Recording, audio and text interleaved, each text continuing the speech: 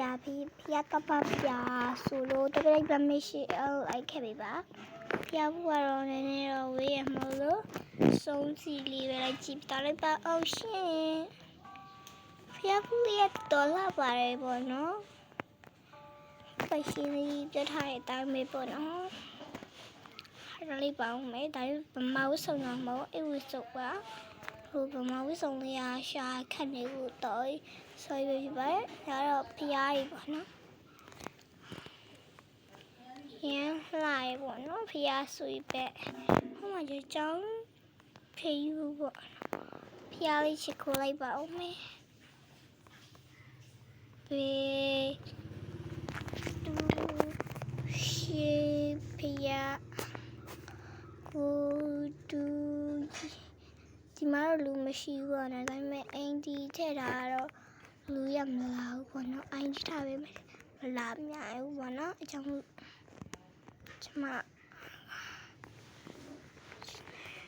အေးပါဖျားယူရှိခိုးရတော့မယ်အဲ့မှာပြဖျားရှိပဲဘေးချနာမတိဘူးလည်းမတိပဲနဲ့ဟာကြည့်sorry ဟောဒီကနေပဲလိုက်တော့မယ်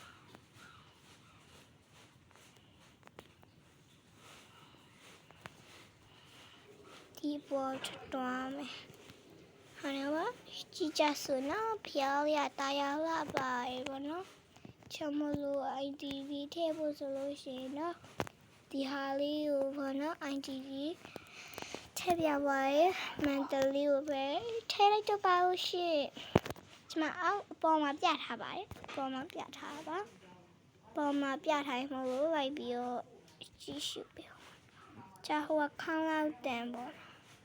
ဆုံးနာနေရတောင်းဒီလိုရကျမမတီးရောဘောနော်မချင်စားတော့ဟာပါရှင်